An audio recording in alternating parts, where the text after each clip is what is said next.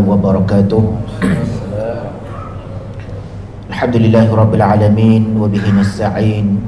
Wassalatu wassalamu ala asyrafil anbiya'i wal mursalin sayyidina Muhammad wa ala alihi wa sahbihi ajma'in. Rabbi shrah li sadri wa yassir li amri wa hlul 'uqdatam min lisani yafqahu qawli. Nawaitu ta'alluma wa ta'lim wan nafa' wal intifa' wal mudhakara tadhkir wal ifad wal istifadah wal hathu ala tamassuki bi kitabillah bi sunnati rasulillah sallallahu alaihi wasallam wa du'a al hadu lil khair ibtigha wajhillah maradatihi wa qurubihi wa thawabihi amin amin ya rabbil alamin. Amma ba'd. Qala Rasulullah sallallahu alaihi wasallam majtama'a qaumun fi baitin min buyutillah yatluna kitaballah wa yatadarasunahu bainahum illa nazalat alaihimus sakinah wa hafathumul malaikah wa ghashiyatuhumur rahmah wa dzakarahumullah fima 'indahum atau kama qala Nabi sallallahu alaihi wasallam. Yang berbahagia Tuan Nazir Masjid An-Nur dan barisan IJK, tuan-tuan, puan-puan muslimin muslimat, hadirin hadirat. Pertama dan selamanya marilah sama-sama kita merafakkan syukur Allah Subhanahu wa taala. Berbanyak-banyak syukur kita kepada Allah Subhanahu wa ta'ala kerana hari ini kita telah pun sampai dan masuk ke hari yang ke-18 Ramadan. Alhamdulillah. Ini salah satu tanda kasih sayang dan rahmat Allah Subhanahu wa ta'ala kepada kita, bila mana Allah Subhanahu wa ta'ala menempatkan kita, meletakkan kita di satu tempat yang mulia, di bulan yang mulia, dan sentiasa kita berada dalam kemuliaan, kebajikan, insya-Allah. Tuan-tuan, puan-puan muslimin muslimat, sedar tak sedar kita dah menghampiri penghujung Ramadan. Tak lama lagi kita akan masuk 10 akhir Ramadan. Jadi tuan-tuan, Ramadan dia datang dan pergi, silih berganti. Ramadan yang tahun lepas sudah berlalu, dan Ramadan yang tahun ini 18 hari pun dah berlalu. Ada baki lebih kurang 11 ataupun 12 hari untuk kita menghabiskan Ramadan. Nak tak nak, suka tak suka, mahu tak mahu, sedar ataupun tidak, dia datang dan pergi. Kemudian akan masuk Syawal, kemudian akan silih berganti bulan demi bulan. Cuma tuan-tuan, bila mana Ramadan datang, silih berganti tahun demi tahun, yang paling rugi ialah apabila kita sudah sampai berada dalam bulan Ramadan, tetapi kita keluar daripada Ramadan tidak mendapat apa-apa kebaikan. Bahkan Nabi sebut dalam hadis tidak mendapatkan keampunan kepada Allah Subhanahu Wa Taala. Dan Nabi kata malanglah, atau bahasa kasarnya celakalah bagi orang yang dia sudah berada dalam bulan Ramadan tetapi dia tidak mendapatkan keampunan daripada Allah Subhanahu wa ta'ala. Jadi mudah-mudahan tuan-tuan, baki Ramadan yang ada ini kita manfaatkan sebaik mungkin. Sebab itulah tuan-tuan, pagi ini kita bersama dalam forum perdana subuh yang dianjurkan oleh Masjid An-Nur Saujana Utama. Alhamdulillah, dan saya ucapkan tahniah kepada pihak masjid kerana mengadakan forum pada pagi ini, untuk kita memberi suntikan balik, semangat balik bila kita sebut tentang nuzul Quran. Ramadan dan Al-Quran berpisah tiada. Bila kita datang bulan Ramadan, tak terlepas daripada untuk kita nak bercakap, nak bercinta tentang nuzul Quran. Kerana Allah sebut dalam Al-Quran, auzubillahi minasyaitanirrajim, syahrul ramadan alladzi unzila fihi al-Quran. Bulan Ramadan diturunkan Al-Quran. Bila cakap pasal Ramadan, kita kena cakap tentang Al-Quran. Jadi ulasan-ulasan lanjut nanti kita akan serahkan kepada ahli panel. Dan tanpa melengah masa, yang pertama saya ingin memperkenalkan ahli panel kita yang pertama di sebelah kanan. Tak asing lagi daripada kita, Khabar Ustaz. Alhamdulillah, sahabat saya, sama-sama belajar di Mesir dulu. Beliau Imam Muda Megat Muhammad Zaid, berasal daripada Perak, dan beliau sekarang bertugas sebagai imam di Masjid As-Salam. Masih bertugas lagi? Masih. Alhamdulillah. Sihat Ustaz Alhamdulillah. Okey. Baik, imam muda dan masih muda lagi, pendakwah bebas, bertauliah. Dan insyaAllah tuan-tuan, beliau adalah salah seorang ahli panel kita pada pagi ini yang akan mengupas berkaitan dengan nuzul Quran insyaAllah. Baik, di sebelah kiri pula, ini selebriti lah, tak perlu diperkenalkan lagi. Khabar Ustaz? Alhamdulillah. Alhamdulillah. Baik, sebelah kiri saya Al-Fadil Ustaz Syahrizan Daud Al-Turabi, seorang pendakwah bebas. Dia pendakwah, dia kaunselor, dia trainer, dia traveller, diver. Bila saya nak ajak saya diving Ustaz? Baik, Ustaz Syahrizan Daud Al-Turabi selalu pendakwah bebas dan juga kalau dulu dia murabi imam muda. Sebelah ni imam muda, ini murabi imam muda. Jadi tuan-tuan beruntung pagi ini kita bersama dengan dua ahli panel yang hebat untuk mengupas tentang nuzul Quran. Walaupun benda ini berlaku setiap tahun, mungkin forum yang sama kita adakan pada setiap tahun, tetapi tanpa ada penceritaan, penghayatan, suntikan semangat berkaitan dengan nuzul Quran, mungkin kita nak dapatkan momentum pembacaan Al-Quran ataupun pengamalan Al-Quran pada setiap hari itu tak sampai. Bila mana lagi kita berada dalam bulan Ramadan, yang kita sebutkan tadi, Ramadan dan Al-Quran berpisah tiada kaitannya. Tadi dalam solat subuh saya baca surah Al-Qadr, tentang penurunan Al-Quran pada malam Al-Qadar. Semua tu nanti insya-Allah kita akan bincangkan dalam forum ini. Jadi tuan-tuan tunggu sampai habis insya-Allah. Lepas tu tuan-tuan balik-baliklah. Sarapan tidak disediakan, harap maklum. Baik tuan-tuan muslimin muslimat yang rahimakumullah. Untuk yang pertama ini, kita nak mengetahui ataupun kita nak selidiki, mendalami dulu apakah erti ataupun maksud yang kita sebut nuzul Quran. Setiap tahun bila masuk 17 Ramadan kita sambut nuzul Quran, tapi kita tak faham apakah maksud nuzul Quran, apakah sejarahnya, apakah sirahnya, bagaimana proses dia diturunkan, kemudian diwahyukan kepada siapa, bagaimana dia diajarkan, dibacakan dan sebagainya. InsyaAllah untuk yang pertama ini saya pergi ke belah kiri dulu. Kita minta Ustaz Al-Fadil, Ustaz Syahrizan untuk jelaskan insyaAllah. Silakan.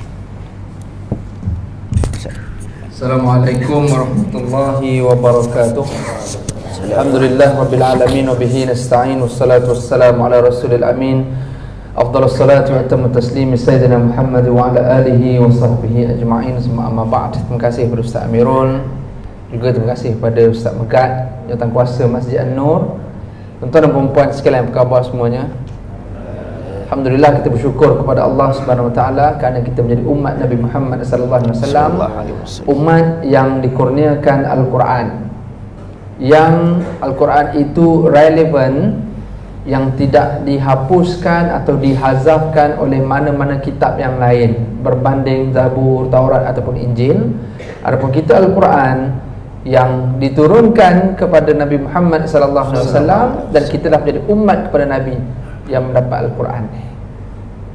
Straightforward tuan-tuan dan puan sekalian, Al-Quran, nuzul Al-Quran yang kita sambut pada 17 Ramadan ikut kalender yang diberikan dalam negara kita, yang Quran itu disebut dalam surah Al-Baqarah 185, diturunkan dalam bulan Ramadan, syahrul Ramadan alladzi unzila fihi Al-Quran, dikhususkan dengan ayat surah Al-Qadr yang Ustaz Amirul baca, inna anzalnahu, iaitu Al-Quran, pada malam Lailatul Qadar.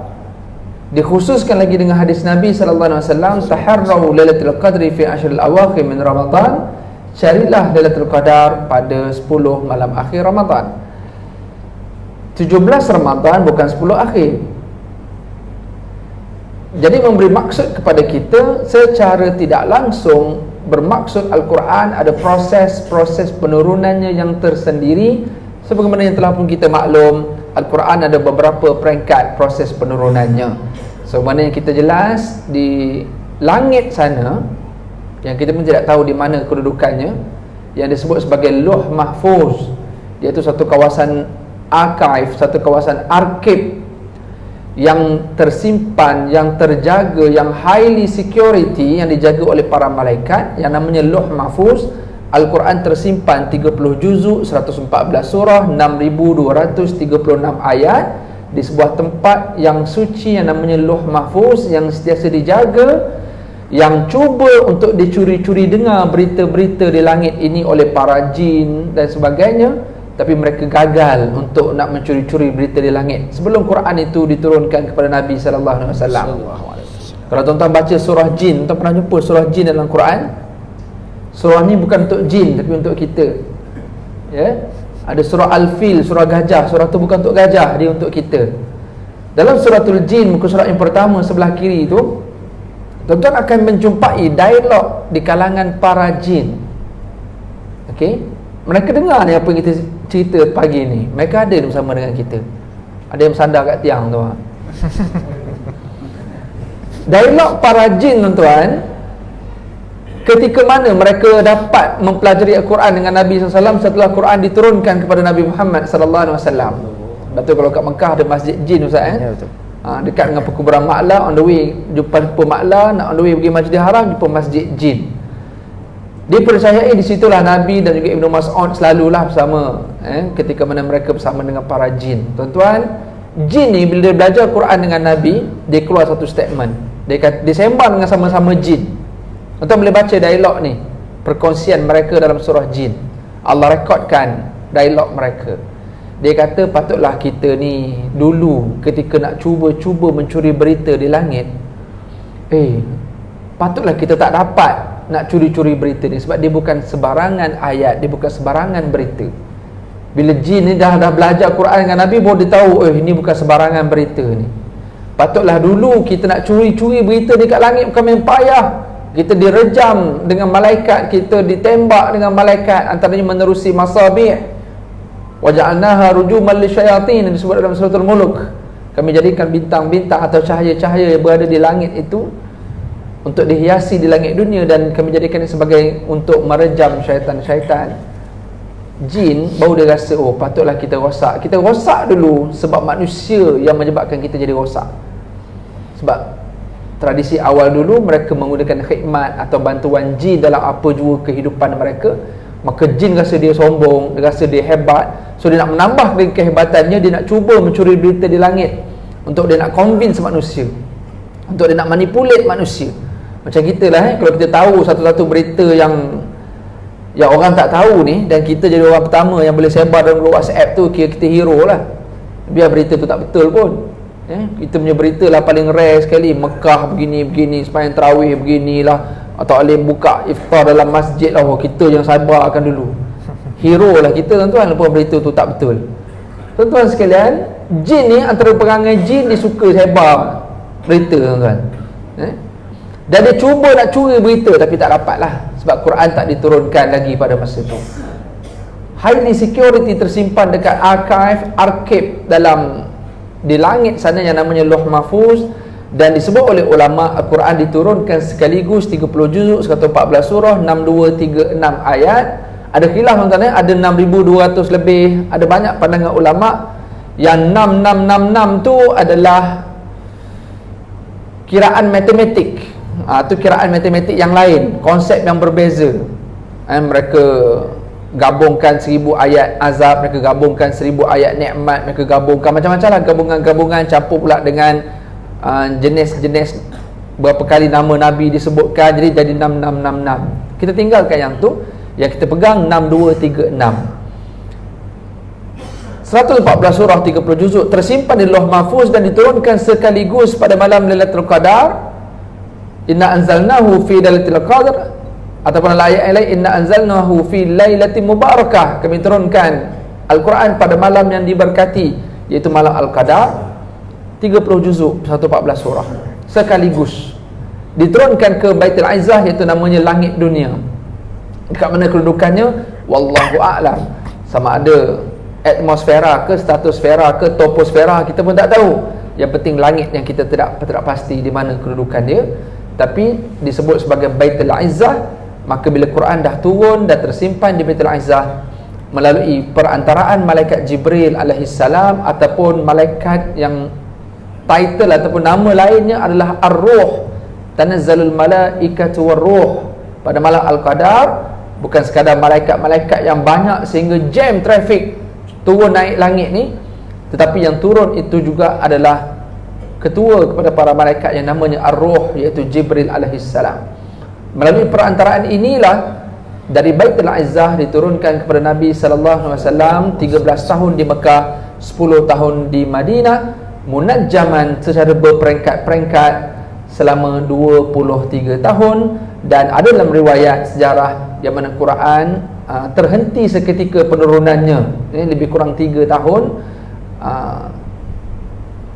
Dan senang ceritanya sebagaimana riwayat yang masyhur, 23 tahun lah Quran diturunkan kepada Nabi, berdasarkan sama ada turun tanpa sebab. Ketika Nabi sedang duduk, tiba-tiba Nabi rasa berdesing kepala, Nabi dengar bunyi macam loceng, berpeluh Nabi ketika turun wahyu. Ada ketikanya Nabi atas kenderaan, terduduk unta Nabi. Ada ketikanya berlaku peristiwa-peristiwa tertentu sebagai teguran kepada Nabi atau kepada para sahabat ketika proses peperangan, ketika down, ketika sedang seronok, ketika tengah overconfident pun turun juga ayat berdasarkan peristiwa-peristiwa. Ada turun ayat disebabkan soalan-soalan yang tidak dijawab oleh Nabi, yang belum dijawab tapi Allah yang menjawab terus kepada Nabi.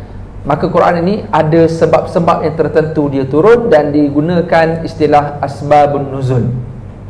Secara ringkasnya tuan-tuan, Al-Quran kita bukan baca dia semata-mata dengan tekstual, dengan teks ataupun secara literal teksnya, tapi Quran juga perlu kita baca menerusi kontekstual.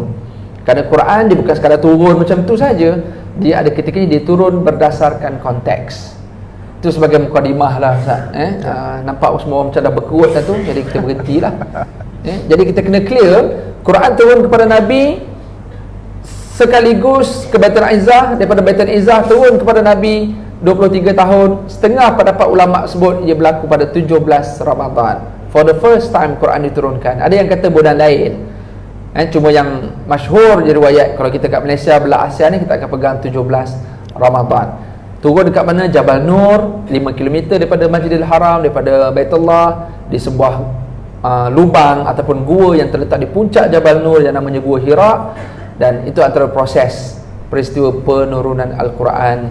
Dan kita berharap turun kepada kita bukan sekadar untuk kita baca, tetapi menjadi panduan, hudal linnas, panduan untuk manusia, untuk kita, wa bayyinatin minal huda wal furqan. Dan Quran boleh support, boleh bantu kita untuk kita membezakan antara mana yang baik, mana yang betul dan mana yang salah. Wallahu a'lam.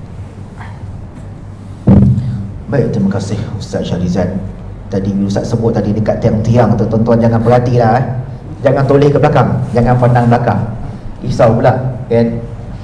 Baik, muslimin dan muslimat rahimakumullah, seperti yang Ustaz Syarizan sebut tadi, Al-Quran, kesimpulan yang kita faham, Al-Quran satu naskah ataupun satu manuskrip yang datangnya sendiri daripada Allah Subhanahu wa ta'ala, turunnya berperingkat dan prosesnya begitu lama, selama 23 tahun.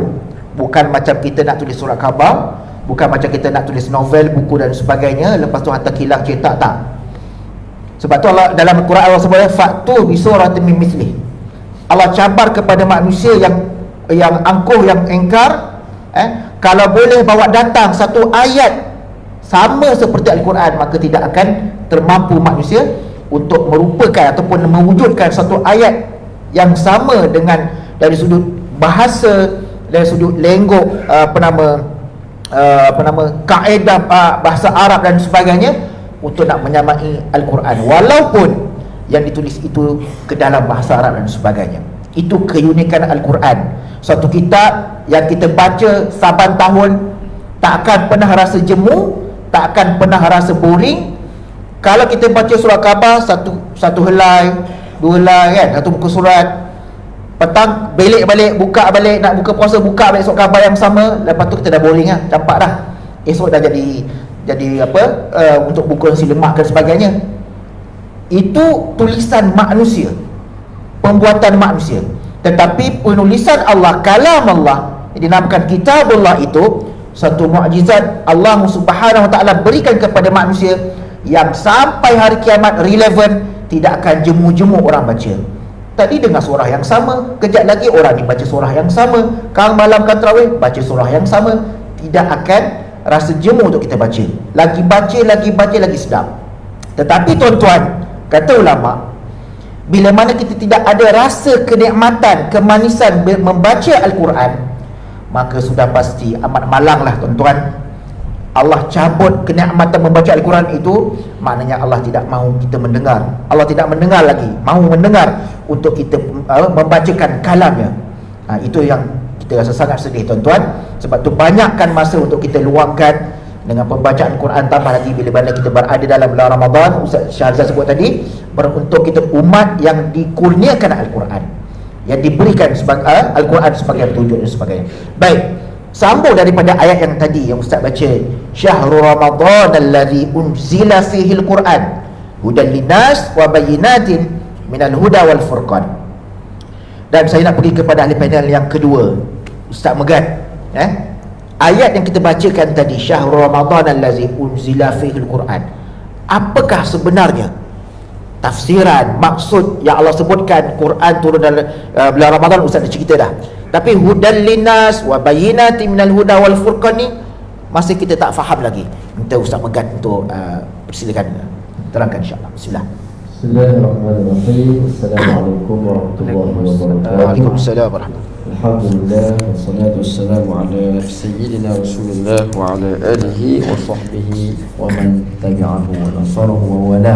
Amma ba'd. Terima kasih kepada Fadil Ustaz Amirul yang dikasihi dihormati Fadil Ustaz Syahrizal dan Yayasan Pimpinan Masjid, tuan-tuan imam, asatizah yang turut hadir pada pagi ini, dan sekalian muslim-muslimat tetamu Allah SWT sekalian. Ayat yang dibacakan berkenaan dengan fadilat Ramadan dan fadilat Al-Quran dan dirakamkan oleh Allah SWT dalam Suratul Baqarah. Selalunya malam-malam yang pertama bila masuk Ramadan, imam-imam akan baca ayat itulah, ya. Di Mekah ke di mana ke, memang selalunya sinonimnya akan baca ayat tu, seronoknya. Baik, saya tidak pergi kepada tafsir secara formal ataupun huraian ulama secara detail. Kita bawa kefahaman yang mudah dan yang perlu untuk kita tahu. Yang pertama, Syahrul Ramadan, bulan Ramadan. Kenapa dinamakan Syahrul Ramadan?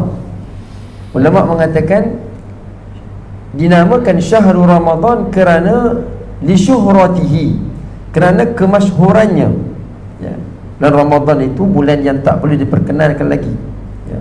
Nanti insyaAllah kita akan mendengar riwayat mengatakan bahawa bukan hanya Al-Quran saja dipilih oleh Allah untuk diturunkan ke bumi ini dalam bulan Ramadan, bahkan kitab-kitab suci yang terdahulu pun diturunkan dalam bulan Ramadan juga, ya. Ada riwayat daripada Sayyidina Abi Dzar radhiyallahu taala anhu. Bukan bulan Ramadan itu dinamakan Syahrul Ramadan kerana kemuliaannya. Ada satu riwayat mengatakan la taqulu Ramadan, jangan kamu sebut datanglah Ramadan, tapi sebutlah datangnya Syahrul Ramadan, bulan Ramadan. Walaupun riwayat itu dhaif atau sebahagian ulama mengatakan dia adalah maudhu'. Ala kulli hal, nak bagi tahu Ramadan itu adalah bulan yang mulia. Kenapa? Kerana Allah pilih dia untuk diturunkan Al-Quran.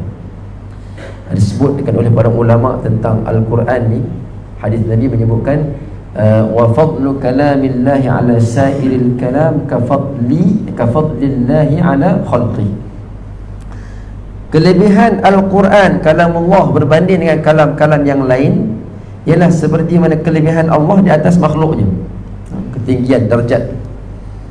Maka apa-apa sahaja yang dikaitkan dengan Al-Quran akan menjadi mulia. Kita tengok tadi Fadil Ustaz Syahrizal sebutkan bahawa yang menurunkan Al-Quran kepada Nabi Muhammad SAW itu ialah Malaikat Jibril AS.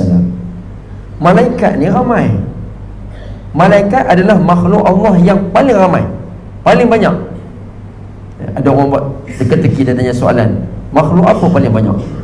Ada yang kata yang paling banyak ialah pasir-pasir di pantai, paling banyak. Cuba kira tengok, memang tak terkira.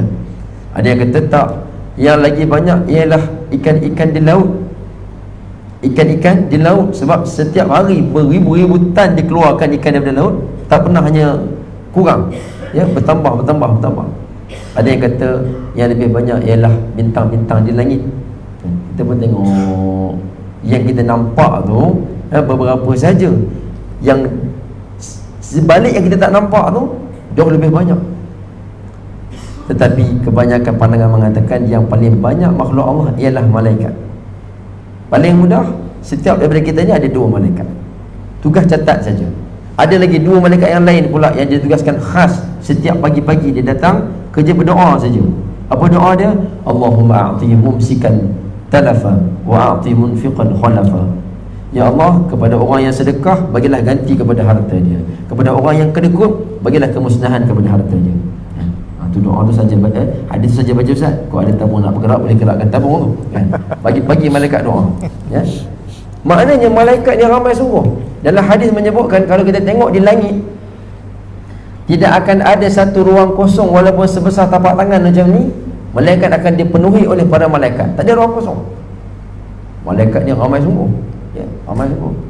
Tetapi Allah Ta'ala angkatkan malaikat Jibril menjadi ketua kepada para malaikat. Sebab apa? Sebab dialah yang bawa turun Al-Quran. Maka kerana dia berkait dengan Al-Quran, automatik dia jadi ketua, jadi mulia berbanding malaikat-malaikat yang lain. Kemudian bulan Ramadan dijadikan bulan yang utama berbanding dengan 12 bulan, maknanya daripada 12 bulan tu Ramadan tu jadi bulan yang paling mulia. Kenapa? Kerana padanya diturunkan Al-Quran. Seperti yang Ustaz Syariah sebut juga tadi tentang proses turun Al-Quran yang berlaku pada malam Lailatul Qadar. Itu ulama kata itulah turun Al-Quran yang sekaligus daripada Lauh Mahfuz ke Baitul Izzah. Dan sekali lagi Allah pilih untuk diturunkan Al-Quran untuk kali yang pertama ataupun wahyu yang pertama, yang ketika Rasulullah duduk di Gua Hira, bertahanus, datang malaikat Jibril alaihissalam tanggal 17 Ramadan. Ulama kata dia ada banyak riwayat. Contoh ya, riwayat kata Sayyidina Abu Dzar radhiyallahu anhu, unzilat suhufu Ibrahim alaihi salam fi 3 layalin madina min Ramadan. Nabi Ibrahim diberikan suhuf Ibrahim wa Musa, ya. Suhuf Nabi Ibrahim itu diturunkan pada malam yang ketiga daripada bulan Ramadan. Wa yurwa fi awwal lailatin min Ramadan, dan ada riwayat kata malam yang pertama daripada Ramadan. Wa unzilatit Taurat Musa alaihi salam fi 6 layalin madina min Ramadan. Nabi Musa AS dapat kitab Taurat pada malam yang ke-6 daripada bulan Ramadan. Wa unzila al-Injil ala Isa alaihi salam fi 13 lailatin madat min Ramadan. Nabi Isa AS pula dapat kitab Injil pada malam yang ke-13 daripada bulan Ramadan. Wa unzila Zabur Daud fi 18 madat min Ramadan, dan diturunkan kepada Nabi Daud kitab Zabur pada malam yang ke-18 daripada bulan Ramadan. Wa unzila al-Furqan ala Muhammadin sallallahu alaihi wasallam fi rabi'ati wal 20 min syahri Ramadan laysat baqina ba'daha. Kata Sayyidina Abu Dzar, dan diturunkan Al-Quran kepada Nabi Muhammad SAW pada malam yang ke-24 daripada bulan Ramadan. Baik, ini satu riwayat. Adapun riwayat yang masyhur yang mengatakan turunnya Al-Quran wahyu yang pertama pada Rasulullah ialah pada 17 Ramadan. Kenapa? Dia rujuk pada ayat yang lain, ayat Al-Quran. Wa ma anzalna ala abdina yaumal furqani yaumal taqal jama'an. Dan apa yang telah kami turunkan kepada hamba kami, iaitu Nabi Muhammad SAW, yaumal furqan. Yaumal furqan mana hari diturunkan Al-Quran, hari yang dibezakan di antara yang hak dan yang batil. Dan juga hari apa? Yaumal taqal jam'an, hari pertemuan antara dua kelompok. Yang dimaksudkan ialah hari peperangan Badar. Tentera Islam bertemu dengan tentera musyrikin. Bila berlaku perang Badar? Sebab turun wahyu yang pertama, sahabat-sahabat tak rekod. Masa tu mana ada orang beriman lagi. Tapi hari peperangan Badar, sahabat-sahabat rekod, ya, iaitu pada tanggal 17 Ramadan. So itu pandangan yang masyhur dalam mazhab kita, mazhab Syafi'i, mengatakan wahyu pertama turun pada tanggal 17 Ramadan. Benda-benda macam ni kita kena tahu tuan-tuan. Sebab ibarat macam ni Ustaz Nur, kita kasih kepada seseorang, sahabat kita, kawan kita, ataupun teman hidup kita, kita mesti tahu tarikh lahir dia, benda-benda yang berkait dengan diri dia, ya. Barulah kita kata sahabat. Tuan-tuan kata bersahabat dengan Al-Quran kan, sahabat yang tidak akan mengecewakan kita. Sahabat dengan manusia ni dia kadang-kadang kecewa juga. Contoh kita berkawan dengan Tok Imam. Satu hari Tok Imam beli kereta baru, kita pun ingat boleh tumpang lah, kot-kot. Tok Imam, ya, boleh ke tumpang ni? Tok Imam kata, oh minta maaf lah, saya ni plastik pun tak buka lagi, ya, mungkin lain kali lah kot. Dalam hati kita kata, Allah sedihnya aku ni, kecewa je ya. Bila time-time kita mengharapkan kepada dia, tak dapat pula apa yang kita minta. Macam tu juga siapa-siapa pun, berkawan dengan YB ke, berkawan dengan orang besar-besar ke, ada masa-masa kita mungkin kecewa dengan dia, sebab apa kita nak kita tak dapat daripada dia. Tapi Al-Quran ni sahabat yang tak akan mengecewakan kita tuan-tuan, ya. Siapa berkawan dengan Quran di dunia ni, di dalam kubur Quran akan teman dia. Di padang mahsyar, di timbangan mizan, Quran akan bantu dia bagi syafaat, beratkan timbangan dia. Hatta ketika dia masuk syurga pun Quran tak akan tinggalkan dia. Setiap orang akan naik darjat dalam syurga tadi disebabkan oleh ayat-ayat Quran yang dia baca. Iqra wartaqi warattil, ya. Bacalah kamu Al-Quran dan naiklah kamu ke darjat-darjat dalam syurga, seperti mana di dunia dahulu kamu mentartilkan Al-Quran. Fa inna manzilataka, sesungguhnya kedudukanmu itu di akhir ayat yang kau baca, ayat terakhir yang kau baca.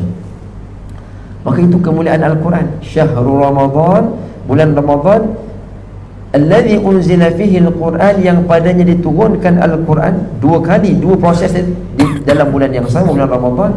Hudan linnas, yang menjadi petunjuk kepada manusia.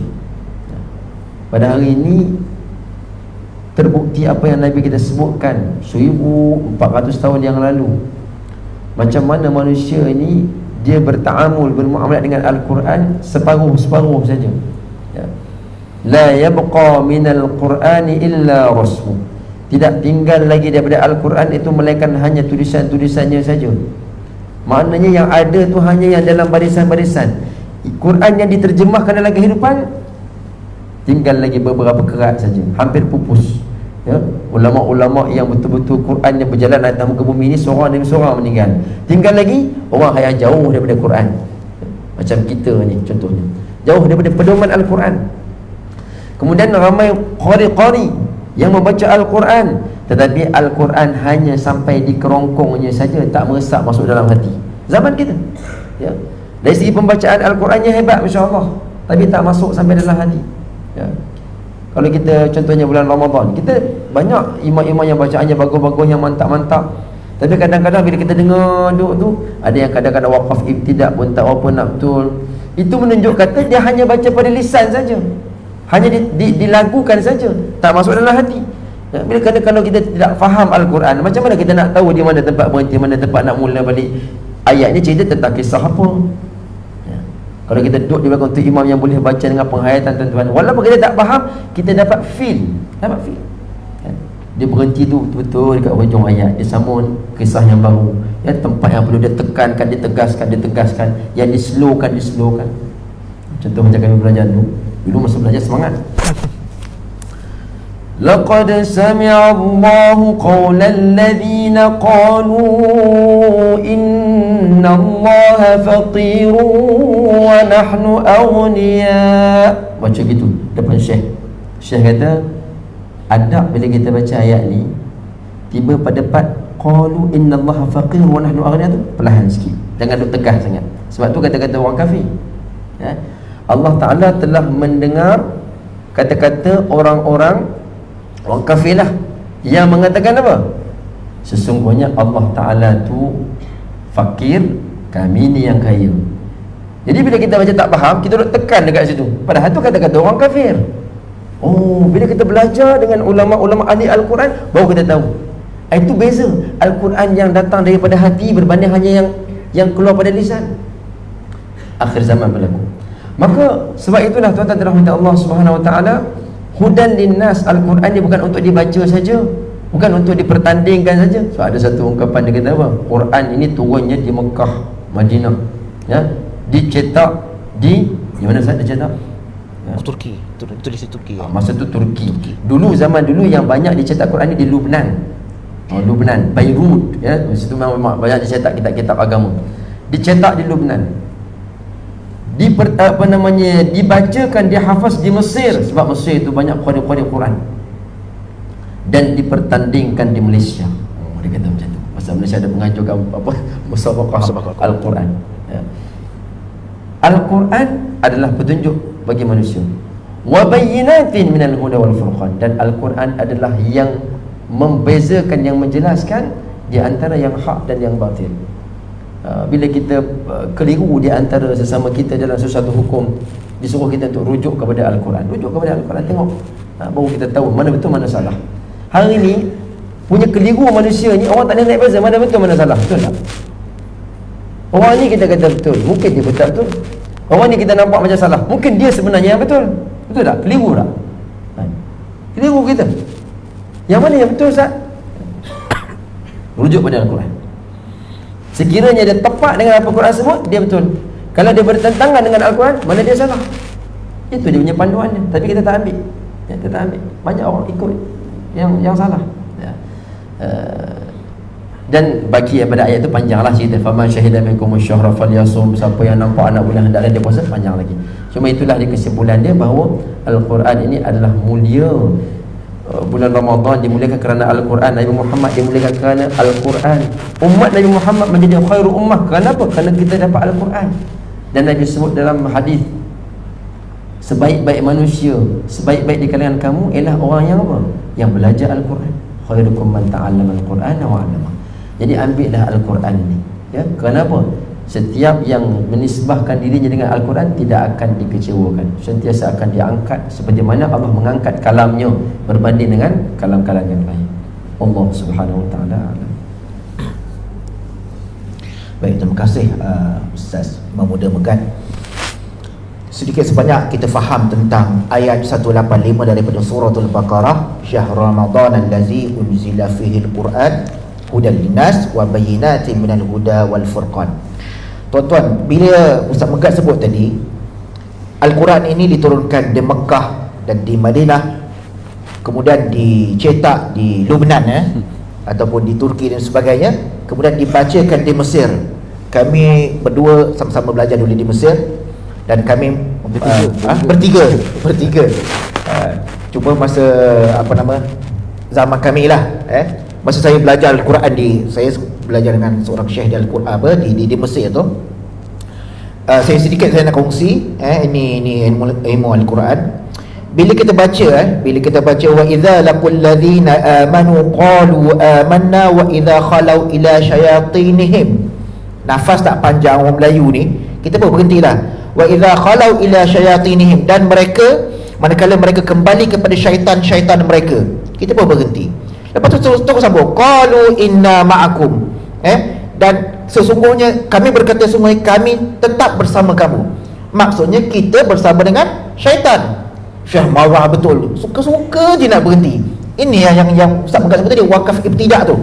Quran dia tidak boleh baca berhenti suka-suka hati. Nak mula kat mana, nak berhenti kat mana, dia ada kaedah dia.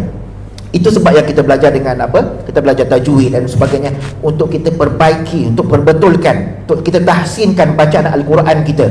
Penting tuan-tuan, bukan macam kita baca surah khabar nak berhenti, nak sambung balik mana perenggan kedua ketiga ke, kita ikut kita. Quran dia ada adab, dia ada cara, dia ada teknik, dia ada satu dari sudut tajwid ni kena ikut, dan tartilnya. Kemudian kalau nak lagi sedap lagi, dengan taranum, dengan lagunya. Itulah Al-Quran. Berbeza dengan kita baca kitab-kitab yang lain. Dari sudut suasana pula tuan-tuan, pengalaman kami lah belajar di Mesir dulu, bila bulan Ramadan ini, boleh dikatakan kalau masjid confirm lah, masjid akan pasang speaker, baca Quran. Ada yang masjid pasang pagi sampai ke petang, sampai waktu buka. Malam tak adalah sebab malam tarawih dan sebagainya. Quran sepanjang masa. Depan-depan masjid tu dia akan letak meja-meja, lepas tu dia akan bakar bakhur, dan baca Al-Quran. Itu suasana Quran di Mesir contohnya.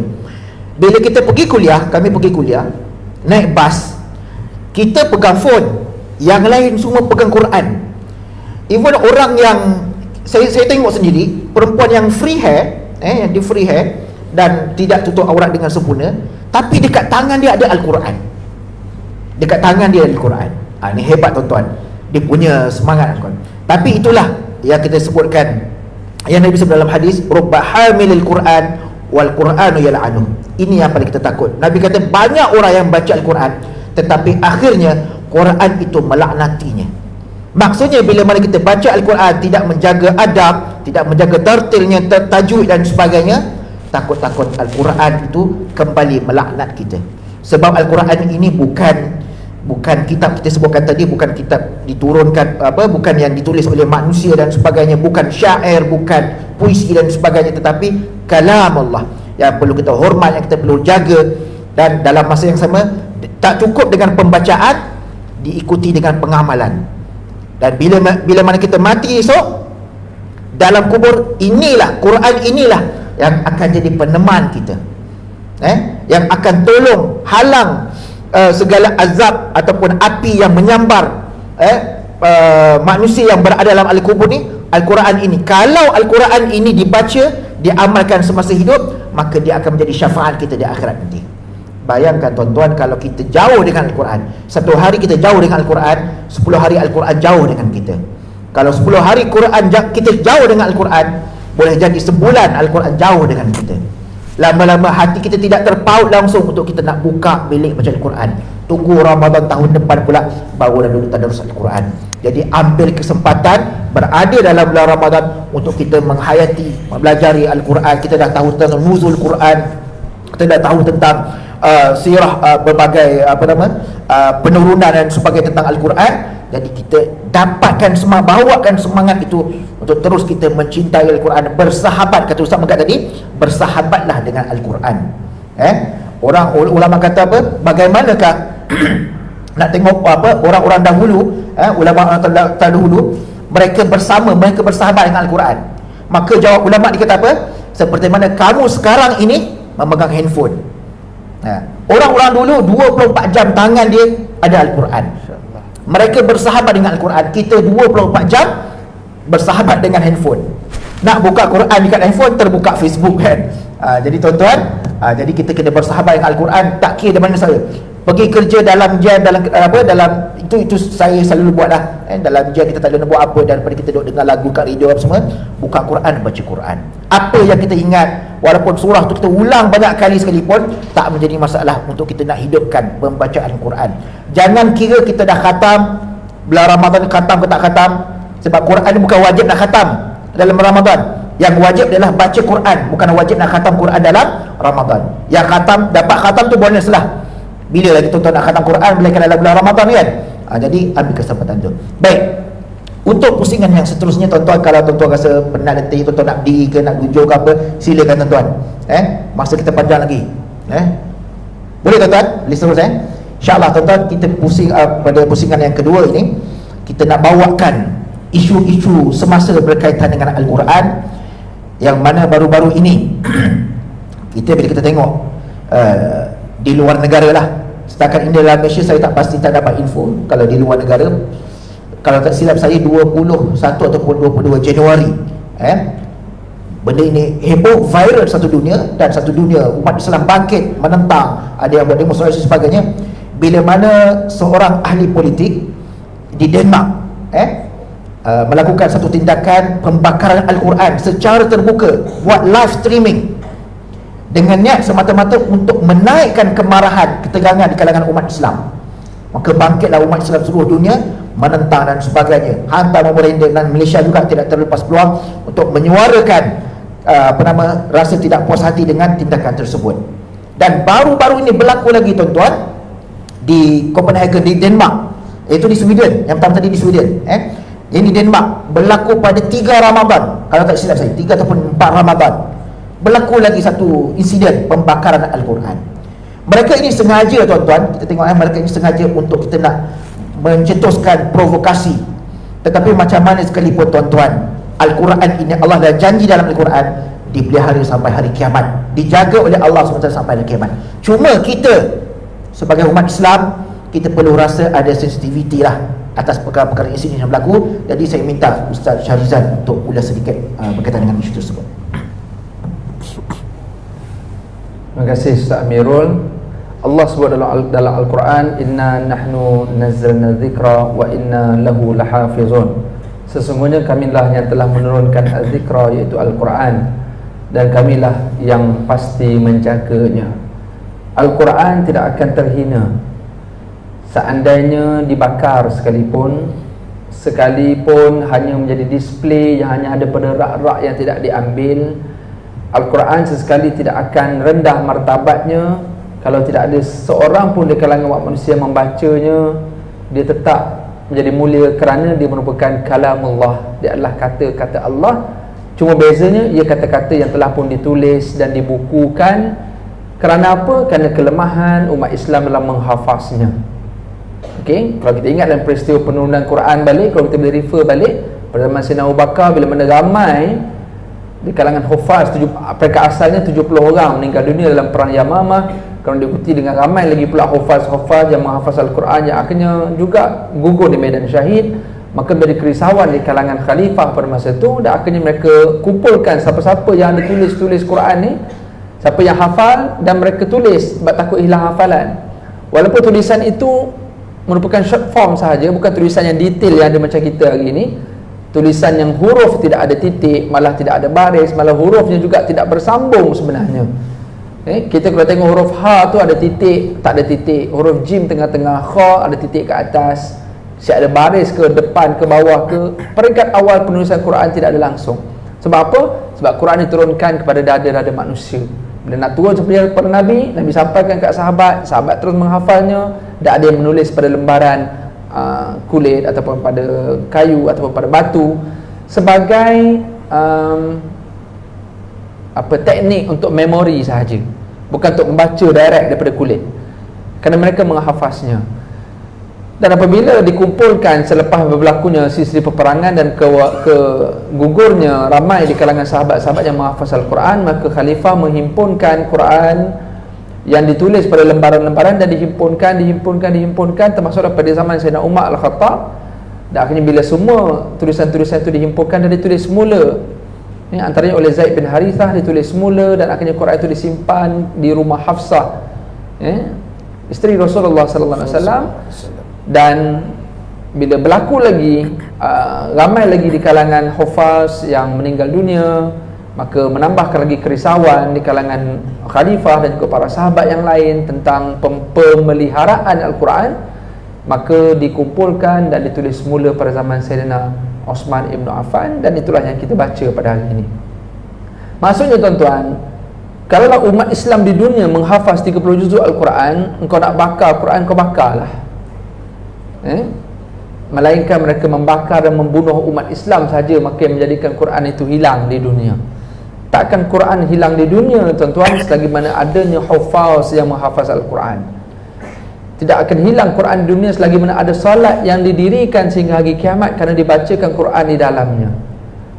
Jadi satu simbol provokasi yang dibuat oleh pelampau-pelampau yang memusuhi Islam daripada parti sayap kiri Sweden ni, ahli politik ni, dah banyak kes berlaku yang di Denmark juga. So tuan-tuan sekalian, dia tidak lain dan tak bukan sebenarnya hanya nak mencabar, nak tengok respon kita umat Islam. Itu sahaja. Okey, Islamofobia ni berlaku pada dulu tuan-tuan, tetapi di Eropah, untuk pengetahuan kita semua, kami orang travel kan, Ustaz Mirul kan, kalau kita tengok ke Eropah tuan-tuan, perkembangan Islam, lagi banyak orang bakar Quran, lagi banyak orang anti-Islam, maka lagi ramai orang minat untuk mengkaji Islam. Itu yang kita paling seronok. Bukanlah kita suruh dibakar, tapi ni hikmah, nak kata Allah memuliakan Al-Quran dan memuliakan Islam, lagi ramai orang benci. Rupanya di sebalik ramai yang benci, rupanya lebih ramai yang mengkaji. Tengok lepas peristiwa pembunuhan beramai-ramai di New Zealand hari itu, tembak ramai orang kat dalam masjid tuan. Tapi tengok macam mana respon orang Islam yang tenang kan, akhirnya berjumpa secara diplomasi, malah kita sebarkan kebaikan Islam, dan akhirnya orang makin ramai masuk Islam. di negara minoriti Muslim sekarang, setiap hari tuan-tuan, ratusan ribu orang masuk Islam di Eropah. Sebab tu masjid-masjid kat sana pun dah makin besar. Banyak gereja yang telah pun di-convert menjadi istana, menjadi masjid dan sebagainya. Nak beritahu adalah kita sebagai Muslim pada hari ini adalah, walaupun kita menunjukkan demonstrasi kita, tapi dengan adab Islam, dengan dakwah, bukan dengan serangan, bukan dengan pergaduhan. Mereka nak provoke, dia nak tengok adakah kita nak pergi bakar gereja, adakah kita nak ekstrim juga kepada mereka. So kita gunalah dakwah Rasulullah SAW yang Rasulullah ajar menerusi Al-Quran, iaitu dakwah dengan kita mengajak mereka kepada kebaikan, bukan kita merosakkan terhadap kejahatan yang mereka lakukan. Kalaulah ketika musim peperangan sekalipun, ketika umat Islam bila-bila masa boleh dibunuh dengan pedang, itu pun Nabi melarang kita membunuh anak-anak, membunuh wanita, membunuh orang tua, merosakkan rumah ibadat, memotong pokok-pokok di kawasan peperangan. Itu pun Nabi larang. So ini menunjukkan kepada kita bahawa Islam itu adalah agama yang sejahtera. Islam adalah agama yang tenang, yang berikan ketenteraman. Datanglah apa jua provokasi kepada kita umat Islam, so kita kena tenang dulu. Ini yang diajar dalam agama. Dan yang kita lebih takut adalah Quran itu dirosakkan oleh orang Islam sendiri. Ini yang kita paling takut. Quran tidak dibaca. Quran tidak dijaga adab pada hari ini. Kita tak payah tengok jauh-jauh, tuan-tuan tengok sahaja dalam Masjid An-Nur kita. Mana display rak Quran kita? Satu kat tiang ni, 2, 3. Ada ke? Saya nampak rak je. Quran ada ke di sebalik tu? Bila last kita pegang Quran yang ada dekat rak-rak kat tiang-tiang Masjid An-Nur ni? Bila Quran yang kita pegang yang berada di rumah kita? Ramadan mungkin, insya-Allah, mungkin bagi kita orang masjid ni, insya-Allah berapa ramai di luar sana yang tak pegang Quran, malah yang tidak memiliki Quran dalam rumah. Orang Islam kita, walaupun kita kata sekarang tak pakai Quran, orang tak pakai mushaf, pakai apps je, tak pakai mushaf. Tuan-tuan, walaupun kita ada apps, tetapi keistimewaan, kemuliaan Quran pada mushaf itu tetap paling utama. La yamassu ilal mutahharun, sehingga kan tak boleh nak disentuh, nak dipegang, melainkan orang tu mesti suci. Bermaksud mesti tidak ada hadas kecil dan juga hadas besar. Nak pegang guna glove pun tak boleh, sebab dia tidak suci daripada hadas. Kena ada wuduk. Orang pirit tak boleh nak pegang. Pegang guna pen, guna lidi pun tak boleh. Nak kata betapa suci dan mulianya mushaf Al-Quran. Keutamaan kita tuan-tuan adalah memegang mushaf itu, bukan membaca menerusi aplikasi-aplikasi yang ada dalam handphone. Walaupun dibenarkan, boleh je. Cuma setengah ulama memakruhkan nak letak Quran sebagai ringtone. Walaupun nampak macam best bunyi Quran, bila orang telefon bunyi Quran. Tapi kalau tengah berak dalam tandas tuan-tuan, kalau bunyi Quran macam mana pula? Kelakabut lah. Tengah teran tiba-tiba Yasin. Handphone pula tengah duduk sidai dekat pintu toilet tu.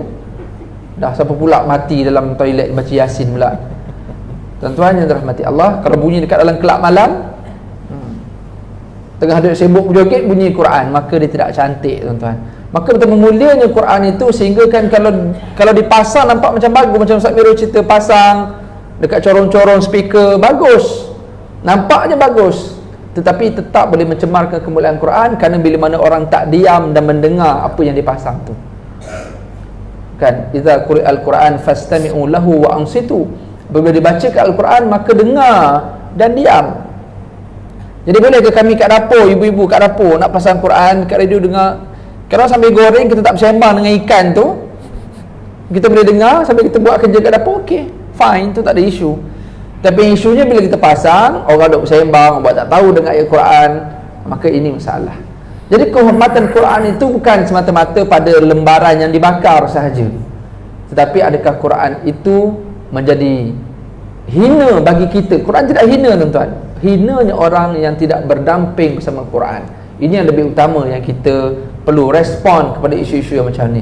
Kalau berapa ramai orang yang berdemonstrasi, konon-konon yang menzahirkan kemarahan, untuk mempertahankan Al-Quran, jom tanya sekejap, dah baca belum Quran hari itu sebelum demo?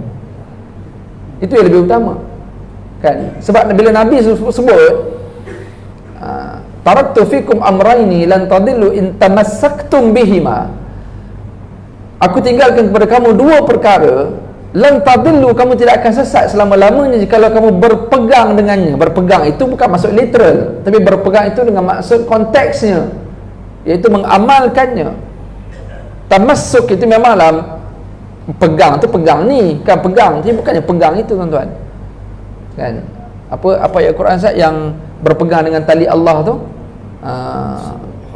wa'tasimu bihablillahi jami'a kan, peganglah dengan tali Allah. Bila pula Allah ada tali tuan, nak pegang tali macam mana ni? Pegang ni berarti mengamalkan atau hidup kita punya lifestyle kita, cara fikir kita dengan cara Allah.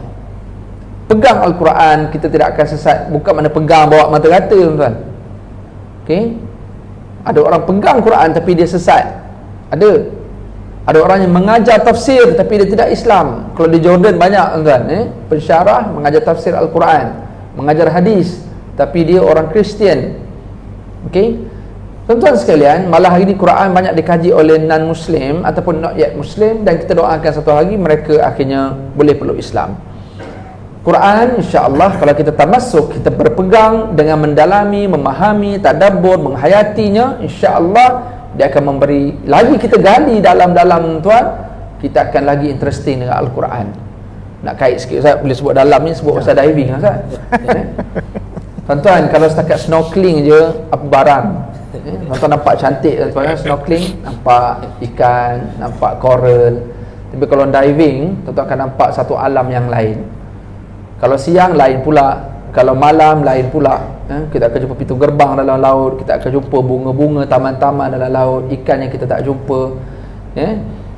Apalah yang kita nak dalam laut tu, insya-Allah tuan-tuan, lagi jauh kita pergi, lagi banyak ilmu yang kita akan dapat. Sebab nak diving tu pun perlukan ilmu.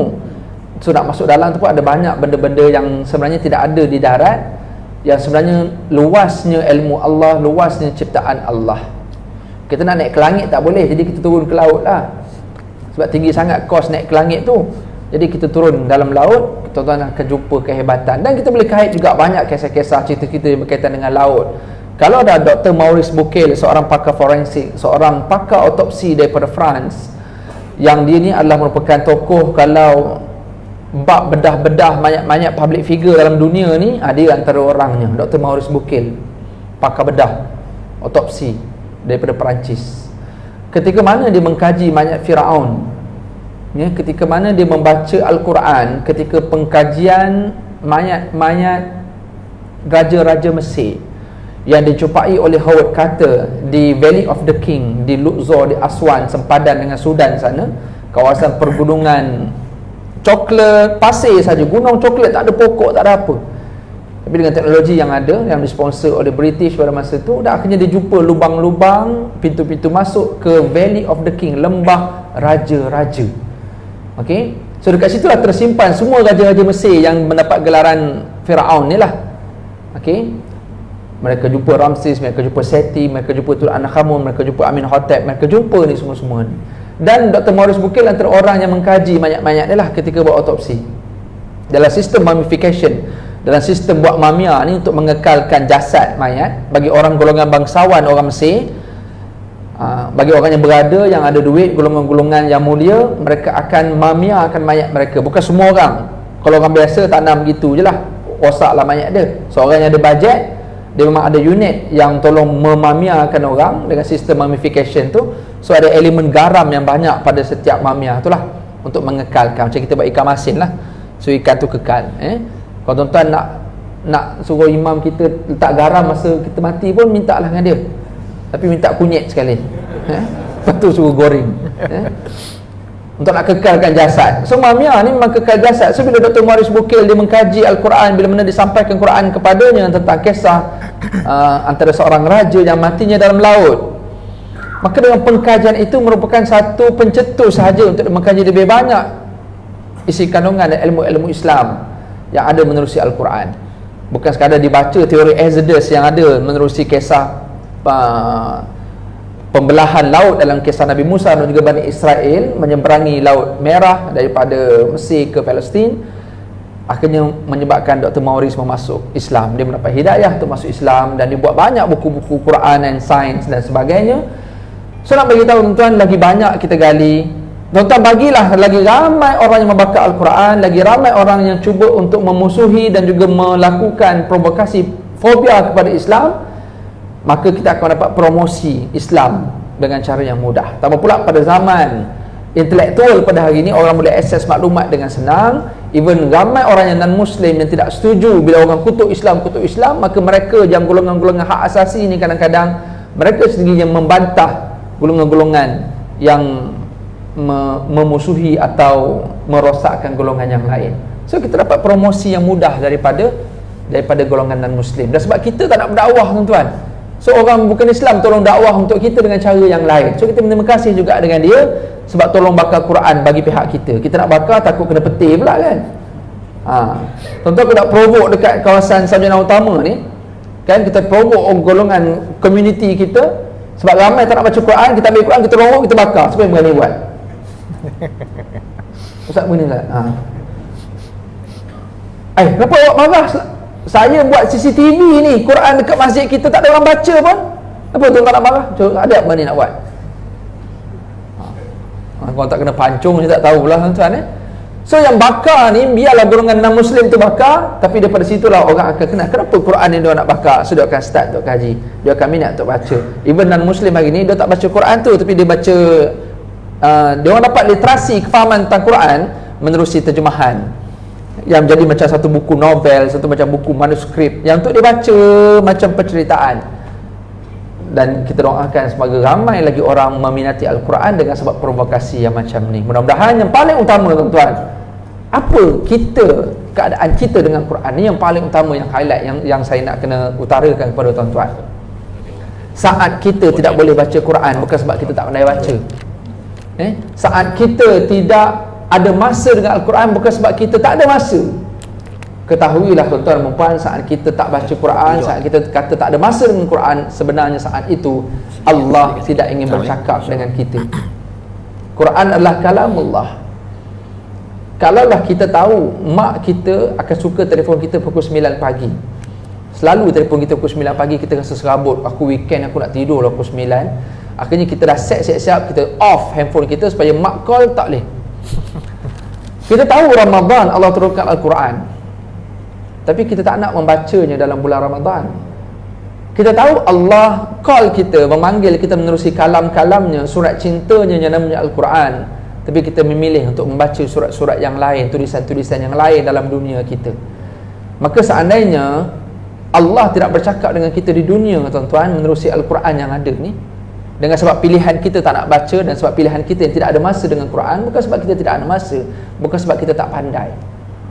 Quran dan di dunia, di Malaysia ini kita ada hufaz yang ramai, kita ada qori yang ramai, kita ada ustaz-ustaz yang ramai dengan Al-Quran. Maka tuan-tuan berdampinglah kita dengan Al-Quran dan juga dengan ahli Al-Quran.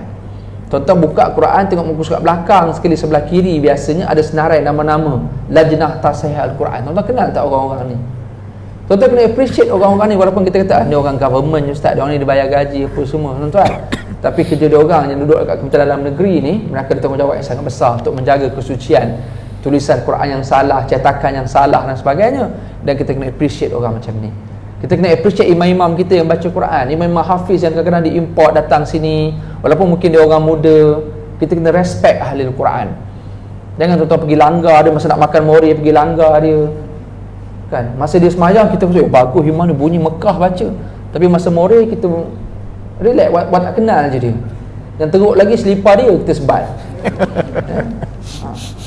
Tuan-tuan sekalian, hormat ahli Al-Quran, sebab mereka yang menjaga dan menyambung legasi para sahabat dalam menjaga Al-Quran, menghafaz dan membaca Quran, dan dibaca pula dalam waktu yang paling hebat, iaitu namanya solat. Justru tuan-tuan sekali lagi, muhasabah kita, di mana Quran dalam diri kita, dalam rumah tangga kita. So kita budayakan dan kita doa banyak-banyak sebelum Ramadan ditinggalkan kita. Ya Allah, kau jadikan keturunan aku, anak, zuriat, cucu, cicit aku, tidak ada seorang pun yang tidak pandai baca Al-Quran. Kita kena rasa hina kalau kita tidak boleh baca Al-Quran dengan lancar, sebagaimana kita rasa hina kalau kita tak boleh speaking English. Kalau kita tak boleh nak bercakap bahasa Inggeris, kita rasa kita hina, kita rasa kita tak bagus. kita kena lebih rasa terhina kalau kita tidak berdamping dengan Quran, tak pandai nak baca Quran. Kita boleh belajar dengan pelbagai cara hari ini dan pelbagai design Quran, pelbagai formula Quran yang ada. Tak tahu tajwid, ada Quran tajwid. Tak tahu wakaf ibtidak, ada Quran wakaf ibtidak. Tak tahu nak hafal, ada Quran Al-Hafiz. Ada macam-macam jenis Quran. Kita ada macam-macam ustaz, macam-macam kelas pengajian Quran. Nak datang masjid free boleh, malu kat masjid pergi ke kelas-kelas private, malu import ustaz datang ke rumah. Kalau dah rasa tak percaya sangat dengan ustaz-ustaz kat Malaysia ni, import lah pada Itali ke Spanyol ke Mexico ke. Kalau rasa itu yang boleh convince kita nak belajar Quran, import lah. Kalau itu rasa international sangat. Tuan-tuan yang dirahmati Allah, kita doa banyak-banyak semoga kita terus dengan Al-Quran, bukan sekadar Ramadan, tetapi selepas Ramadan kita tetap committed dan konsisten, insya-Allah. Baik, terima kasih Ustaz Syarizan. Itulah, kita kalau cerita tentang Al-Quran ni dia unik, dia akan cerita bawa daripada langit turun ke bumi, bawa masuk dalam laut, kan, daripada alam jin, alam malaikat, semua Quran, semua berkisahkan dengan Al-Quran. Dia ada satu buku, dulu saya pernah sempat baca, saya silap dalam kuliah saya dulu ada subjek tu, semua saya lupa subjek tu, Ulum wal Quran, Sains dan Al-Quran, di Bungus Mahal Bungus. Sains dan Al-Quran ceritakan tentang Al-Quran. Dia bukan cerita tentang hukum hakam sahaja, solat, puasa, zakat dan sebagainya, tapi juga Al-Quran menceritakan tentang sains, menceritakan tentang geografi. Dalam surah Yusuf Allah sebut apa? Iz qala Yusufu li abi ya abati ini ra'aitu ahada asyara kaukaba. Nabi Yusuf bermimpi bagi tahu dekat ayah dia Nabi Yaqub, dalam mimpi aku melihat ada 11 planet. Cerita tentang planet, tentang bulan, tentang matahari, semua dalam Al-Quran. Kalau kita kaji demi kaji macam Ustaz Syarizal sebut tadi, biarpun orang bakar Quran macam mana sekalipun provokasi yang dilakukan, sebenarnya itu sebagai tanda untuk kita lebih dekat sayang kepada Al-Quran. Kalau Al-Quran, andai kata kalau kita Quran itu tidak dicetuskan ataupun tidak ada sebarang provokasi, maka mungkin orang akan lupa nak buka Al-Quran. Mungkin orang akan lupa. Kalau tak ada orang nak sebut tentang Al-Quran, orang akan lupa, jauh daripada Al-Quran. Tak dosa tuan-tuan kalau kita tak buka Al-Quran. Tapi tuan-tuan, kalau susah nak buka Al-Quran, itu tanda kita banyak dosa. Tak dosa kalau kita tinggalkan Al-Quran. Tetapi kalau kita susah ataupun kalau kita tak baca Al-Quran, itu tanda kita banyak dosa. Berat nak baca satu muka surat, satu ayat, satu surah, even satu surah pun. Jangan cerita yang dalam solat memang wajib kita baca Quran, Fatihah ni keluar dan sebagainya, tetapi bacaan Quran yang di luar solat tu, waktu-waktu lapang yang kita ada, kita biasanya kita akan baca Quran bila kita lapang masa, bila kita ada masa. Itu sebenarnya salah. Yang betulnya adalah kita yang kena lapangkan masa untuk baca Quran. Kita yang kena lapangkan masa untuk baca Al-Quran, bukan bila masa lapang baru baca Quran. Jadi tuan-tuan, untuk ulas berkaitan dengan pembacaan Al-Quran, untuk kita kekalkan semangat, momentum kita dalam pembacaan Al-Quran, pengamalan Al-Quran di penghujung Ramadan ini, kita minta Imam Muda Ustaz Megan untuk berikan penerangan sikit. Dan kita ada soalan daripada jemaah. Soalan dia kata, ramai di kalangan kita yang membaca Al-Quran tapi meletakkan di antara dua paha kiri dan kanan semasa membaca. Soalannya, bukankah itu sama paras dengan alat sulit kita? Bukankah ia sudah tidak beradab dengan Al-Quran ketika membacanya? Jadi minta Ustaz tolong jelaskan. Silakan. Terima kasih kepada Ustaz Amirul. Tuan-tuan diperlukan Allah SWT, insyaAllah kita berada pada round yang terakhir untuk pagi ini. Dan saya ucapkan tahniah kepada pihak pengusaha masjid dan juga para jemaah yang Masya Allah setia sampai waktu ini. Setengah-setengah tempat, dia tinggal separuh dah ni, tapi sebab tempat Ustaz Isyam ni tempat berkat didikan Al-Quran. Itu dia. Jadi tadi Ustaz Amirul sebutkan tadi, untuk kita belajar Al-Quran daripada ahlinya, nak tahu wakaf ibtidak, takut nanti baca tersalah apa semua. Tuan-tuan ambillah manfaat daripada Ustaz Isyam, imam tuan-tuan. Dia orang yang belajar di sana dengan ulama-ulama, tok-tok guru ahli-ahli Al-Quran. Jadi rugi. Tak perlu import daripada tadi Ustaz, sebab Tok Imam dah ada dekat sini dah, kan? Cuma kita kena belajar, kena cari masa, rebut peluang. Nak mengekalkan momentum dengan Al-Quran ni sampai hujung Ramadan ni bukan benda yang mudah. Sebab ramai manusia makin hujung Ramadan makin dia kendur pula, makin dia slow pula dengan Quran. Sebab dia dah ada komitmen lain dah. Sibuk nak raya dengan apa, persiap orang perempuan, cara perempuan, yang lelaki cara lelaki, ya. Macam mana nak bagi semakin ke hujung semakin kita lagi galak lagi untuk kita baca Quran, ya. Dia tak lain tak bukan, setiap orang dia mesti kena ada motivasi. Salah satunya ialah dengan menimbulkan suasana kelompok. Mesti berkawan dengan orang yang dia ada satu grup WhatsApp kan? Betul. Grup kawan-kawan kita kan. Dia panggil grup mengulang Quran. Bukan je kita tasmik dalam tu pun. Dia cuma hari ni kita kena report dah mengulang ke belum juzuk ni. Ni geng-geng yang duk ngapal Quran lah kawan-kawan kan. Dia pasal dulu waktu belajar tak baca, ustaz akan rotan kita. Bila dah dewasa macam ni tak ada orang nak rotan dah. Masing-masing dah lemau jadi malas buat grup tu. Hari ni juzuk 11. Semua dah mengulang ke belum? Jadi sampai malam yang belum report lagi mana dia akan malu, macam tu. Timbulkan suasana. Jadi kita berkawan dengan orang-orang yang rajin baca Quran. Besok berapa dah tanya, alhamdulillah ni dah masuk, nak masuk round yang kedua ni, dia kata dah khatam dah, nak masuk round yang kedua. Okey, jadi bila dah ada persaingan tu cantik.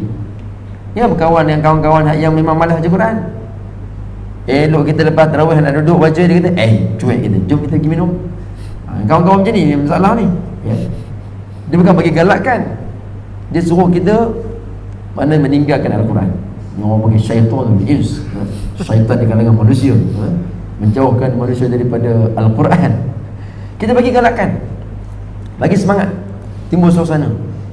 Saya ada kenal satu orang, Tuan Haji ni, Nazir, satu masjid dekat Rawang. Dia asalnya dulu engineer, berhenti letak jawatan. Dia fokus untuk didik Al-Quran kepada anak dia. Anak dia ada 6 orang, ya, tak silap saya. Semua hafal Quran dengan dia. Dan dia bukannya tok guru sangat pun, ya. Cuma dia ada basic ilmu Al-Quran, dia ada. Saya kata macam mana Haji bila lahirkan anak-anak yang anak dia hebat ni. Ada salah seorang tu yang menang hafazan 20 juzuk peringkat kebangsaan, juara. Saya mengajar anak dia. Dalam kelas memang paling cair baca Al-Quran dia. Bacaan pun mantap. Dia kata, ustaz saya kat rumah ni saya buat suasana, dia kata.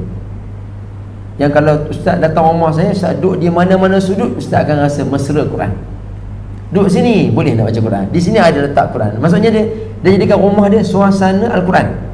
Macam mana kalau tuan-tuan kena tengok rumah dia lah, saya pun tak pergi lagi. Kita kadang-kadang Quran tu tak mesra, letak tempat-tempat yang susah nak dicapai. Kunci pula tu kan. Kalau boleh capai pun nak kena lap dulu habuk tu kan? Jadi tak apa nak mesra sangat.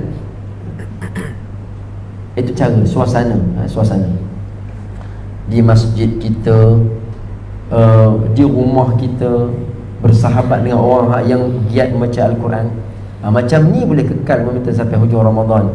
Pihak masjid pula bagi pula anak-anak yang boleh, kami dekat Mesir tu, dia punya tazkirah Ramadan ni unik. Tu imam ni kan selang antara rakaat tarawih tu dia bangun, okey, hari ni kita nak buat pertandingan. Dia kata kita buat challenge, ya. Saya akan bagi beberapa ayat. Sekiranya ada di kalangan anak-anak ni yang boleh hafal ayat ni, boleh tasmik, kita akan bagi hadiah special. Oh, dia buat macam tu slot tazkirah Ramadan dia. Jadi orang pun jadi, kalau untuk orang tua tak ada kan, untuk budak-budak je ke. Jadi semua orang pun seronok, semangat. Budaya membudayakan Al-Quran. Sebab al-a'malu bi khawatimiha, setiap amalan tu dia tengok pada hujung. Kalau kita awal semangat, hujungnya dah hilang, kita dengan Quran pun dah tak jumpa, tu tanda antara amalan yang tak diterima. Nak tengok amalan tu terima ke tidak, dia kekal istiqamah. Semakin hujung semakin galak lagi, semakin dia giat lagi, ya. Jadi tak lain tak bukan, kena suasana. Dan satu lagi yang paling penting, kena minta dengan Allah Ta'ala. Sebab Al-Quran ni kalau Allah tak izin, hang semangat macam mana pun hang tak boleh baca. Alim macam mana pun dengan Al-Quran, kalau Allah tak izin dia untuk dia sebut satu huruf Al-Quran, dia takkan dapat baca. Dia minta dengan Allah, ya Allah, izinkanlah lidah aku ni sentiasa baca Quran. Dia tak jemu-jemu, cinta, rindu dengan Al-Quran. Kemudian baca Al-Quran mesti dengan adab. Soalan tadi berkaitan dengan adab Al-Quran. Ramai zaman kita sekarang ni, Al-Quran tu jauh daripada dia, bukan sebab dia malas baca Quran. Memang Quran pun tak teringin nak dengar dia baca. Kan rubba qari'in yaqra'ul Quran wal Quran yal'anu. Berapa ramai orang yang dia baca Quran sedangkan Quran melaknat dia, menyumpah dia. Celaka kau ni baca. Pergilah belajar tajwid dulu, kau tahu nak baca je. Apa benda kau baca ni?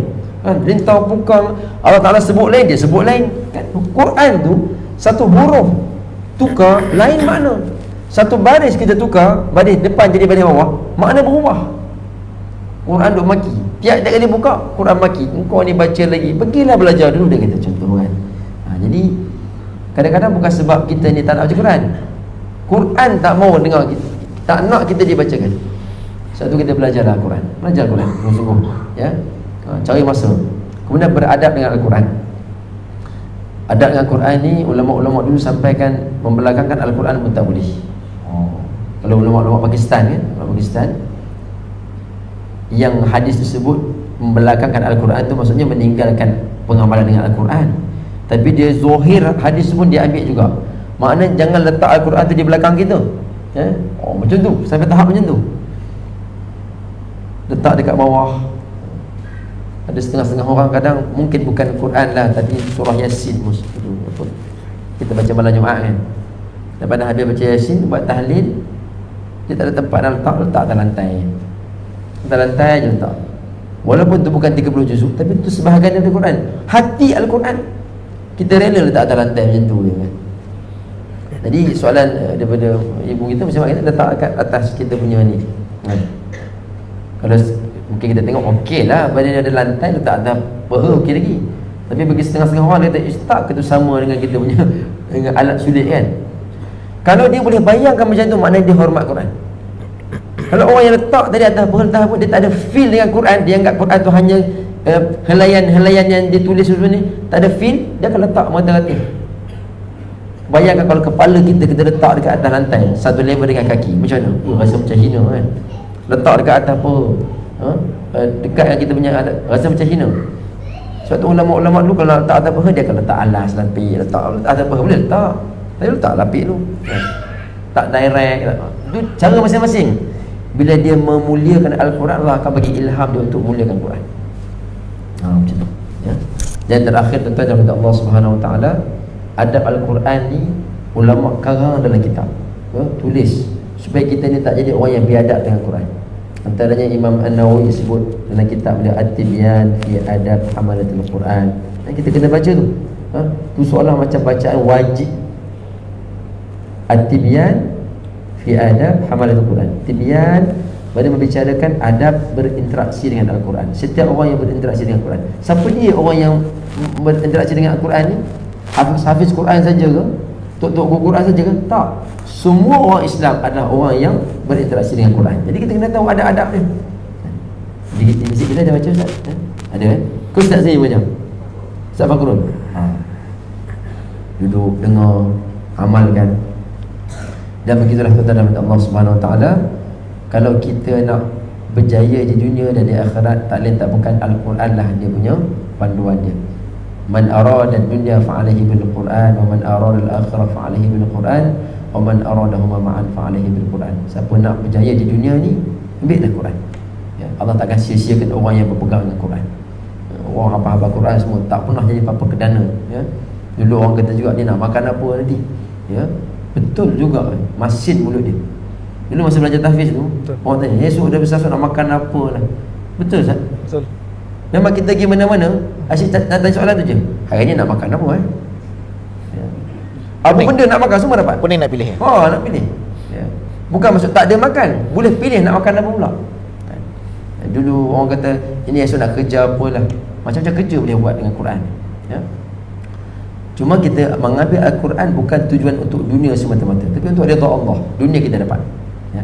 Begitu juga nak berjaya di akhirat dengan Al-Quran. Berjaya dunia dan akhirat tak lain tak bukan dengan Al-Quran. Mudah-mudahan Allah SWT berkati kepada tuan-tuan semua dan menjadikan kita ni golongan ahli Al-Quran. Dan saya tutup dengan satu hadis Nabi SAW. Idza 'azzamat ummati ad-dunya nuzi'at minhu haibatul Islam.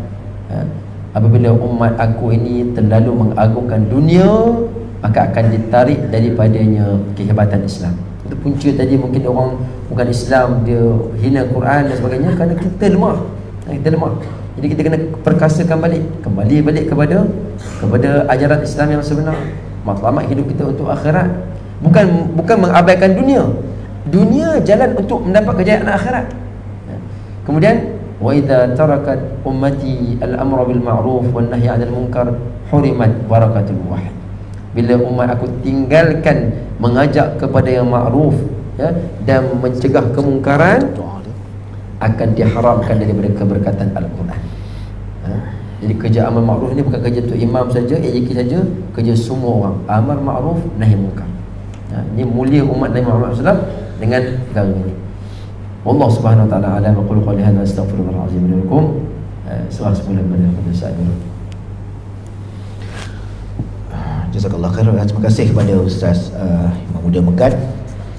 Kita dah cerita tentang panjang lebar berkaitan dengan Al-Quran, bermula daripada proses penurunan dan sebagainya, termasuklah dengan adab-adab dan sebagainya, dan kita berada di penghujung majlis. Jadi mudah-mudahan tuan-tuan, sedikit sebanyak yang kita dapat input supaya ia menjadi suntikan semangat untuk kita menjadi ahli Quran. Tuan-tuan tak perlu nak jadi qari, bertanding di peringkat antarabangsa, peringkat kebangsaan, tilawatul Quran apa semua, tidak. Cukup sekadar tuan-tuan ambil Al-Quran, bersahabat dengan Al-Quran, baca setiap hari, amalkan isi kandungan. Kalau kata nak jadi imam, itu advance. Boleh jadi imam dengan baca Al-Quran, itu advance. Tapi kalau sekadar kita baca, itu sudah mencukupi. Tak perlu kita kata nanti nak kena belajar lagu, nak kena itu, nak kena masuk bertanding, tidak.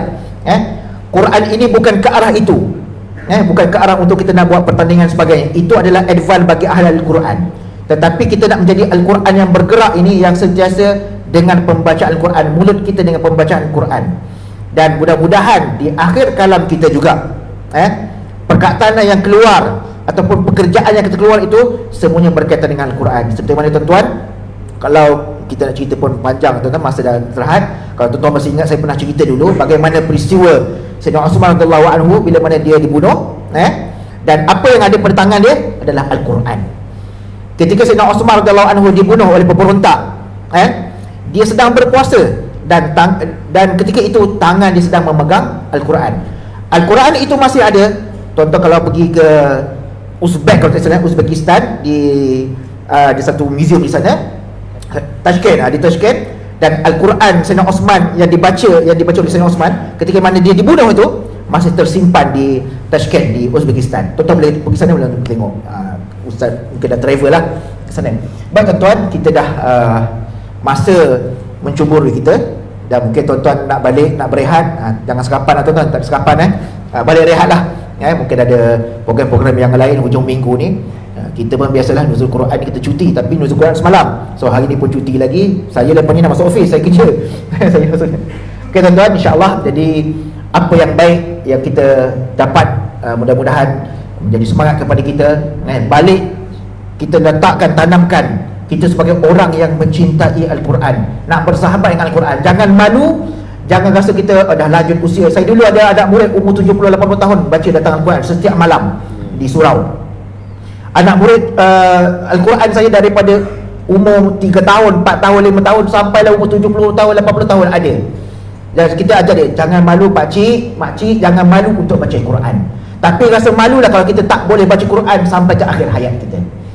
Umurnya hanya angka sahaja, usia itu hanya angka, tapi Quran ini kita nak. Orang yang membaca Quran sampai akhir hayat, dia tidak akan nyanyi. Saya pernah cerita sebelum ni, orang yang sentiasa membaca Al-Quran, insya-Allah tua nanti dia tidak akan nyanyi kalau dia istiqamah dengan pembacaan Quran. Jadi sebagai penutup, kita minta Al-Fadhil Ustaz Syahrizat untuk membacakan doa. Silakan.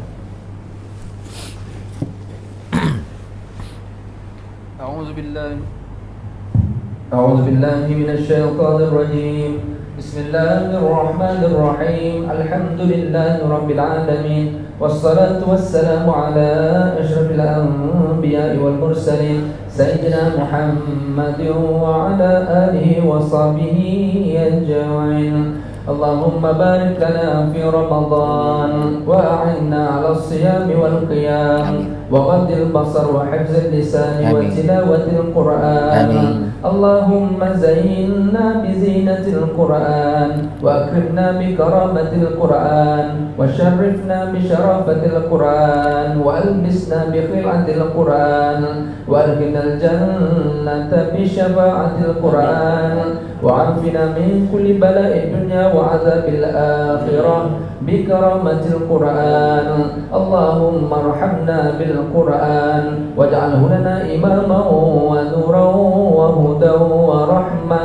اللهم ذكرنا منه ما نسينا وعلمنا منه ما جهلنا وارزقنا تلاوته آناء الليل وأطراف النهار واجعله لنا حجة يا رب العالمين. اللهم تقبل صلاتنا وصيامنا وأعمالنا في رمضان واجعلنا من متقائك من النار. نسألك الجنة ونعوذ بك من سخطك والنار. اللهم إنك عفو تحب العفو فاعف عنا. اللهم إنك عفو تحب العفو فاعف عنا. فاعف عنا واغفر لنا وارحمنا. أنت مولانا فانصرنا على القوم الكافرين. ربنا إننا آمنا فاغفر لنا ذنوبنا وقنا عذاب النار. وصلى الله على سيدنا محمد وعلى آله وصحبه أجمعين والحمد لله رب العالمين. Amin amin ya rabbal alamin. Sekali lagi saya ucapkan terima kasih kepada tuan-tuan sudi memberi perhatian sehingga ke hujung majlis, dan terima kasih juga kepada pihak Masjid An-Nur sudi menjemput kami untuk berforum pada pagi ini. Jadi mudah-mudahan kita dapat manfaat semua insya-Allah. Aqulu qawli hadza wa astaghfirullahal azim li wa lakum. Assalamualaikum warahmatullahi taala wabarakatuh. Subhanakallahumma wa bihamdika la ilaha illa anta astaghfiruka wa atubu. Waalaikumsalam warahmatullahi wabarakatuh. Sekali lagi terima kasih kepada semua ahli panel dan juga moderator kita pada